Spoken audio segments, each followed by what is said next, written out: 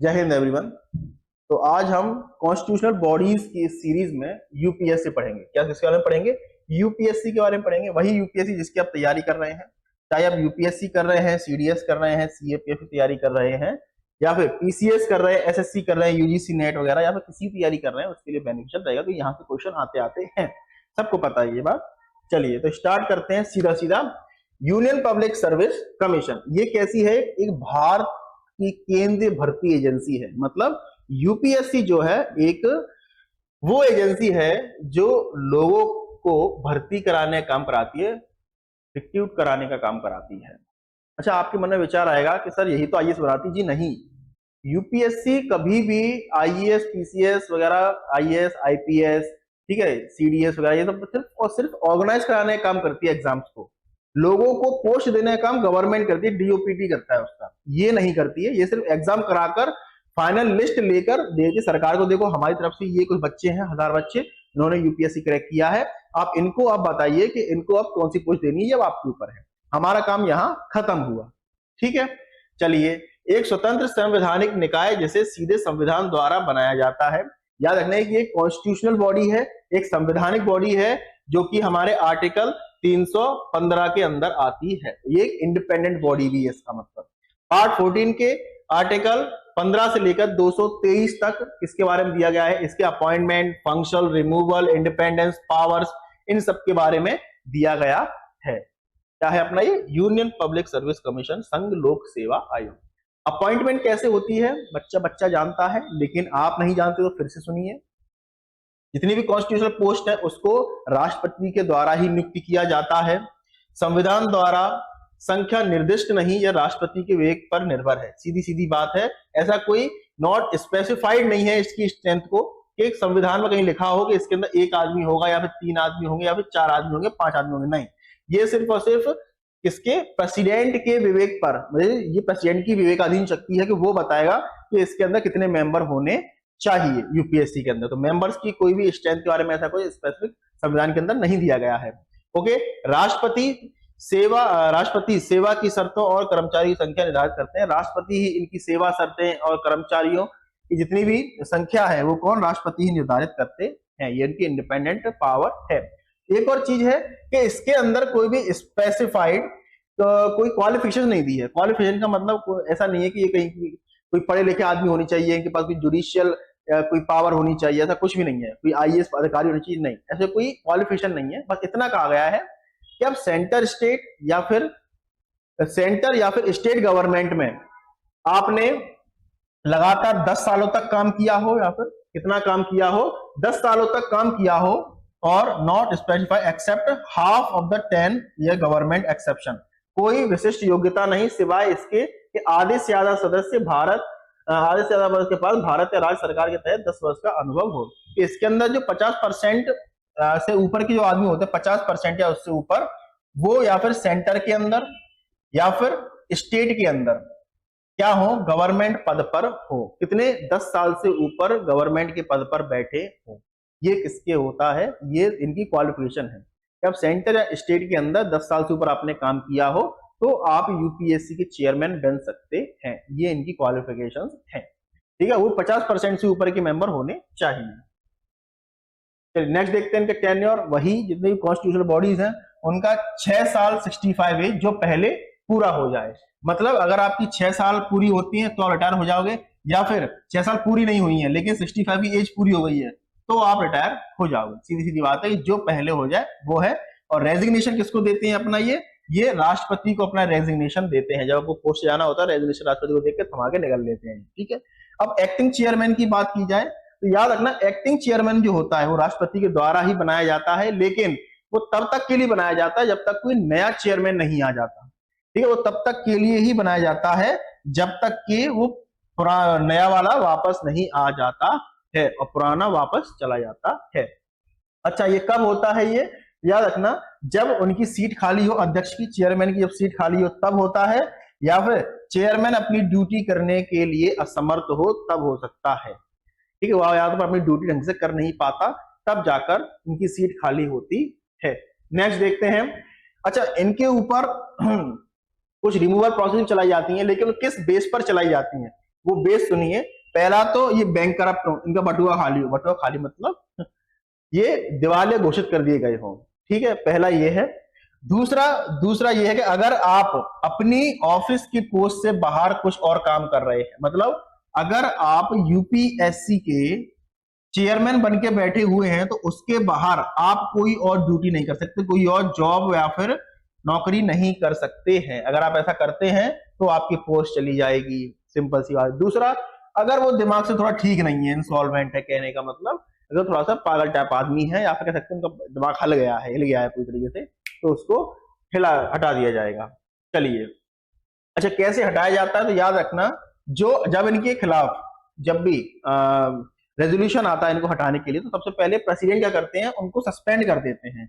क्या कर देते हैं, उनको सस्पेंड कर देते हैं। जब भी सुप्रीम कोर्ट के अंदर इनको हटाने के लिए जब भी रेजोल्यूशन पास किया जाता है तब भी फिर सुप्रीम कोर्ट क्या करता है, इनको मिस बिहेवियर के तौर पर, किसके मिस बिहेवियर के लिए सुप्रीम कोर्ट इनके खिलाफ एक इंक्वायरी चलाता है। अगर वो इंक्वायरी सही हो जाती है तो फिर वो कहां जाती है, सीधा सीधा प्रेसिडेंट के पास जाती है। प्रेसिडेंट इनकी ये वाली सलाह मानने के लिए बाइंडेड होता है, मतलब बाध्यकारी होता है। अगर सुप्रीम कोर्ट ने इनको हटा, यूपीएससी के चेयरमैन को हटाने के लिए कोई सलाह दी है राष्ट्रपति को, तो राष्ट्रपति को हटाना पड़ेगा।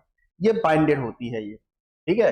अगर मिस बिहेवियर की अगर डेफिनेशन की बात की जाए तो वही सरकारी अनुबंध समझौते रुचि लेना, मतलब वही सारी बात है कि आप किसी भी तरीके से दूसरे काम नहीं कर सकते हैं, आपको अपना मतलब कॉन्स्टिट्यूशन के हिसाब से चलना पड़ेगा, उससे बाहर नहीं जा सकते हैं, है ना। तो इसके लिए कोई लाभ में भाग ना लेना, ठीक है, कंपनी या सामान्य सदस्यों को छोड़कर। तो वो सारी चीजें हैं कि आप, ये इनकी डेफिनेशन है, ये वही यही वाली डेफिनेशन है जो पूरी है कि आप बैंक करप्ट नहीं होनी चाहिए, या फिर आप किसी दूसरी कंपनी में नहीं होनी चाहिए, या फिर आप तीसरी चीज दिमाग से सही होने चाहिए। ये सारी चीजें इसके अंदर आती हैं। सेफ गार्ड फॉर इंडिपेंडेंस, अगर सेफ गार्ड दिया गया तो क्या दिया गया है, सिक्योरिटी ऑफ टेन्योर दिया गया है। ये सिर्फ और सिर्फ कॉन्स्टिट्यूशनल ग्राउंड पर ही हटाए जा सकते हैं। कैसे ग्राउंड पर हटाए जा सकते हैं, ये सिर्फ और सिर्फ कॉन्स्टिट्यूशनल ग्राउंड पर हटाया जाता है। ऐसा नहीं है कल को किसी के मन में आए कि नहीं इसने मेरे को आईएएस नहीं बनाया, मेरे बच्चे को इसने आईएएस नहीं बनाया, तो इसको हटा देते हैं, ऐसा भी नहीं है, ठीक है। तो कॉन्स्टिट्यूशनल ग्राउंड पर ही हटाया जा सकता है। और जो सर्विस कंडीशन रहती है इनकी नियुक्ति के बाद, जो सेवा शर्तें होती हैं, उनमें कोई भी चेंज नहीं होता। जितनी भी कॉन्स्टिट्यूशनल पोस्ट है, अगर वो पोस्ट एक बार भर चुकी है या तो उसके ऊपर आदमी बैठ चुका है चेयरमैन वगैरह, तो उसकी जो सेवा शर्तें होती है, मतलब जिनके जो अलाउंसेस होते हैं वगैरह, इनकी सैलरीज वगैरह होता है, उनमें कोई भी चेंज नहीं किया जाता है, जो एज इट इज रहती है, जो कि राष्ट्रपति के द्वारा ही तय की जाती है। चलिए, फाइनेंशियल इंडिपेंडेंस की बात की जाए तो इनकी जो सभी खर्चे होते हैं, वेतन होते हैं, पेंशन होते हैं, सरकार की संचित निधि से आते हैं। मतलब इसका कि कंसोलिडेटेड फंड ऑफ इंडिया से इनके सारे मैटर आते हैं, आप कह सकते हैं सारे पैसे वैसे जितना भी होता है खर्चे वगैरह सब वहीं से आते हैं। लेकिन याद रखना, संसद के अंदर इनके ऊपर कोई चर्चा नहीं होती, होती ही नहीं है, ठीक है। संसद के ऊपर इनका कोई भी थोड़ी चर्चा नहीं, मतदान नहीं होता है, वोट नहीं होती है। तो याद रखना इस चीज को कि not subject to parliament vote, इसके ऊपर संसद के अंदर वोट नहीं होगा, इसको इतना मिलना चाहिए, इसको उतना मिलना चाहिए। चलिए नेक्स्ट देखते हैं और क्या सेफ गार्ड दिए गए हैं इनको। तो और भी याद रखना है हमको कि जो भी, अच्छा ये बड़ा टेक्निकल है इसके अंदर थोड़ा सा, कि भारत और राज्य सरकार में आगे के रोजगार के लिए पात्र नहीं है। अगर कोई यूपीएससी का चेयरमैन है, देखो अगर कोई यूपीएससी का चेयरमैन जो है, अगर वो यूपीएससी चेयरमैन बन चुका है तो रिटायरमेंट के बाद वो किसी भी कोई भी जॉब नहीं कर सकता भारत के अंदर, क्या नहीं कर सकता, कोई भी सरकारी रोजगार नहीं ले सकता है, सीधी सीधी बात है। हाँ, अगर वो यूपीएससी के जो अलग मेंबर्स होते हैं, छोटे वाले जो इनके मेंबर हैं, मतलब ऊपर वाला तो हुआ, लेकिन नीचे वाले जो मेंबर हैं वो ऊपर के लिए एलिजिबल है, लेकिन जो चेयरमैन है वो एलिजिबल, दोबारा एलिजिबल नहीं होता, उसका 6 साल का कार्यकाल होता है, वो रीअपॉइंटमेंट उनका नहीं होता है। याद रखना इस चीज को, रीअपॉइंटमेंट नहीं होता। लेकिन जो नीचे वाले जो उनके हेल्पर जो होते हैं, असिस्ट करने के लिए इनको यूपीएससी के द्वारा चेयरमैन दिए जाते हैं, वो यूपीएससी चेयरमैन बनने के लिए एलिजिबल होते हैं। और जो स्टेट पीसीएस होते हैं, जो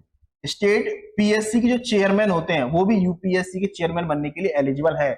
लेकिन तो यूपीएससी का जो चेयरमैन होता है वो दोबारा री इलेक्ट नहीं होता है, लेकिन ये रीइलेक्ट हो सकते हैं। मतलब छोटे से आप ऊपर जा सकते हैं, ऊपर से आप नीचे नहीं आ सकते हो, ठीक है। तो ये सब इसके अंदर दिया गया है। चलिए, और रीअपॉइंटमेंट तो इसके अंदर है ही नहीं। नेक्स्ट देखते हैं कोर फंक्शंस, देखते हैं इनके कोर फंक्शंस क्या है। पहला तो यही है कि ऑल इंडिया सर्विसेज के लिए एग्जाम कंडक्ट कराती है, सेंट्रल सर्विसेज के लिए एंड यूटीज के लिए, यूटी पब्लिक सर्विस कमीशन, ठीक है। तो हमें ये भी याद रखना है कि किसके लिए कराती है, ये सिर्फ और सिर्फ कराती है एग्जाम कंडक्ट बॉडी है। क्या कराती है? सिर्फ एग्जाम कराने का काम करती है। ये आपको अधिकारी नहीं बना रही है, ये सिर्फ और सिर्फ आपको एग्जाम ही कंडक्ट कराती है। ओके, काफी लोगों के अंदर ये वाली कंफ्यूजन बहुत रहती है, यूपीएससी आपको आईएएस बनाएगी, आपको आईपीएस बनाएगी, आपको आईएफएस बनाएगी। जी बिल्कुल नहीं, यूपीएससी सिर्फ और सिर्फ एग्जाम कंडक्ट बॉडी है, वो सिर्फ और सिर्फ एग्जाम कराने का काम करती है। वो लास्ट में जो मेरिट लिस्ट निकलती है, वो मेरिट लिस्ट लेकर वो जो पर्टिकुलर जो डिपार्टमेंट है उसको देती है। जैसे सीएपीएफ का यूपीएससी वाले को देती है, ठीक है, डीओपीटी वगैरह हो अपने, और ऐसे ही सीडीएस के लिए वो आर्मी को देती है। ये लिए हमने आपको क्या निकाल के दे दिया, हमने लिस्ट निकाल के दी है आपको। अब सरकार के ऊपर ये जिम्मेदारी है कि किसको आईएएस बनाना है, किसको पीसीएस बनाना है, किसको क्या बनाना है, किसको क्या बनाना है। ये सिर्फ और सिर्फ सरकार के ऊपर डिपेंड करता है, ना कि यूपीएससी कराती है ये सब। चलिए, ज्वाइंट रिक्रूटमेंट कराती है। अच्छा, ज्वाइंट का मतलब होता है जहां पर कोई जो स्टेट्स होती हैं वो समर्थ नहीं है कि मैं अपने यहाँ पर कुछ एग्जाम वगैरह कंडक्ट करा सकूं, तो उसके लिए फिर ये यूपीएससी की हेल्प लेते हैं। तो यूपीएससी एक ज्वाइंट रिक्रूटमेंट स्कीम निकालती है, जिसमें 2 स्टेट से ज्यादा, 2 से ज्यादा की हमें क्या देखने को मिलती है, उनके एक साथ पेपर कराए जाते हैं, वो भी है। और स्टेट सर्विस कमीशन जितनी भी हैं उनको असिस्ट करने का काम भी कौन करता है? यूपीएससी करते हैं। उनको सहायता चाहिए, मदद चाहिए, तो उसके लिए यूपीएससी बैठी, तुम्हारा बड़ा वाला पापा बैठा हुआ है। ठीक है, ये सारे ऐसे क्या है, कुछ पावर एंड फंक्शंस है। चलिए, एडवाइजरी फंक्शंस क्या है? कंसल्टेशन मेथड की तरह दिखते हैं इसके। एडवाइजरी में पहला तो यही निकल कर आता है कि भर्ती के लिए नियुक्ति पदोन्नति में स्थानांतरित के सिद्धांत, कि भैया यहाँ पर रिक्रूटमेंट प्रोसेस जो है, principle appointment for promotion and transfer, के लोगों के प्रमोशन और ट्रांसफर करने के लिए इसकी भी रिकमेंडेशन ली जाती है, मतलब एडवाइजरी ली जाती है। यूपीएससी पूछा जाता है कि भैया इसका क्या करना है, इसको ट्रांसफर करे या ना करे, प्रमोशन ऐसा करना चाहिए, तो इसकी भी सलाह ली जाती है, ये याद रखना है हमें।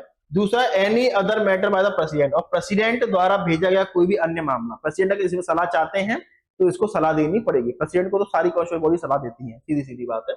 ठीक है, तीसरा है अनुशासन मामले में या फिर याचिका सहित करना, कि अगर कोई भी सुप्रीम कोर्ट के द्वारा इनको किसी भी तरीके से किसी के मामले में याचिकाएं आती हैं या फिर किसी तरीके से पिटीशंस आती हैं, तो उन पर भी सलाह देना काम इनका रहता है।